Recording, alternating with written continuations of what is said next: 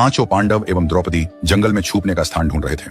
अचानक भीम की नजर महल पर पड़ी और वो आकर्षित हो गया। भीम युधिष्ठिर से बोला, भैया मुझे महल देखना है। भाई ने कहा, जाओ। भीम महल के द्वार पर पहुंचा। वहां शनिदेव दरबान के रूप में खड़े थे। भीम बोला, मुझे महल देखना है। दरबान ने कहा, महल की कुछ शर्त है। 1, महल में 4 कोने हैं, आप एक ही कोना देख सकते हैं। 2, महल में जो देखोगे उसकी सार सहित व्याख्या करोगे। 3, अगर व्याख्या नहीं कर सके तो कैद कर लिया जाओगे। भीम ने कहा, मैं स्वीकार करता हूं ऐसा ही होगा। और वह महल के पूर्व छोर की ओर गया। वहां जाकर देखता है कि 3 कुएं हैं, अगल बगल में छोटे कुएं और बीच में एक बड़ा कुआं। बीच वाला बड़े कुएं में पानी का उफान आता है और दोनों छोटे खाली कुओं को पानी से भर देता है। फिर कुछ देर बाद दोनों छोटे कुओं में उफान आता है तो खाली पड़े बड़े कुएं का पानी आधा ही भर पाता है। इस क्रिया को भीम कई बार देखता है पर समझ नहीं पाता और लौटकर दरबान के पास आता है। दरबान, क्या देखा आपने? भीम, महाशय मुझे समझ में नहीं आया। दरबान, आप शर्त के अनुसार बंदी हो गए हैं और बंदी घर में बैठा दिया। अर्जुन आया, बोला, मुझे महल देखना है। दरबान ने शर्त बता दी और अर्जुन पश्चिम वाले छोर की तरफ चला गया। आगे जाकर अर्जुन क्या देखता है? एक खेत में 2 फसल उग रही थी। एक तरफ बाजरे की फसल, दूसरी तरफ मक्का की फसल। बाजरे के पौधे से मक्का निकल रही तथा मक्का के पौधे से बाजरी निकल रही। अजीब लगा, कुछ समझ नहीं आया, वापस द्वार पर आ गया। दरबान ने पूछा, क्या देखा? अर्जुन बोला, महाशय सब कुछ देखा पर बाजरा और मक्का की बात समझ में नहीं आई। दरबान ने कहा, शर्त के अनुसार आप बंदी हैं। नकुल आया, बोला, मुझे महल देखना है। फिर वह उत्तर दिशा की ओर गया।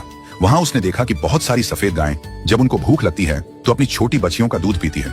उसे कुछ समझ नहीं आया, द्वार पर आया। दरबान ने पूछा, क्या देखा? नकुल बोला, महाशय गाय बच्चियों का दूध पीती है। ये समझ नहीं आया, तब उसे भी बंदी बना लिया। सहदेव आया, बोला, मुझे महल देखना है और वह दक्षिण दिशा की ओर गया। अंतिम कोना देखने के लिए क्या देखता है? वहां पर एक सोने की बड़ी शिला एक चांदी के सिक्के पर टिकी हुई डगमग डोले पर गिरती नहीं है। वह वापस द्वार पर आ गया और बोला, सोने की शिला की बात समझ में नहीं आई। तब वह भी बंदी हो गया। चारों भाई बहुत देर से नहीं आए। तब युधिष्ठिर को चिंता हुई। वह भी द्रौपदी सहित महल में गए। भाइयों के लिए पूछा। तब दरबान ने बताया वो शर्त अनुसार बंदी है।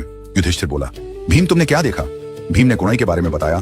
तब युधिष्ठिर ने कहा, यह कलयुग में होने वाला है। एक बाप 2 बेटों का पेट तो भर देगा परंतु 2 बेटे मिलकर एक बाप का पेट नहीं भर पाएंगे। भीम को छोड़ दिया। अर्जुन से पूछा, तुमने क्या देखा? उसने फसल के बारे में बताया। युधिष्ठिर ने कहा, यह भी कलयुग में होने वाला है। वंश परिवर्तन अर्थात ब्राह्मण के घर शूद्र की लड़की और शूद्र के घर बनिए की लड़की ब्याही जाएंगी। अर्जुन भी छूट गया। नकुल से पूछा, तुमने क्या देखा? तब उसने गाय का वृतांत बताया। तब युधिष्ठिर ने कहा, कलयुग में माताएं अपनी बेटियों के घर में पलेंगी बेटी का दाना खाएंगी और बेटे सेवा नहीं करेंगे। तब नकुल भी छूट गया। सहदेव से पूछा, तुमने क्या देखा? उसने सोने की शिला का वृतांत बताया। तब युधिष्ठिर बोले, कलयुग में पाप धर्म को दबाता रहेगा परंतु धर्म फिर भी जिंदा रहेगा, खत्म नहीं होगा। आज के कलयुग में ये सारी बातें सच साबित हो रही हैं। आप भी अपनी राय कमेंट करके बताएं।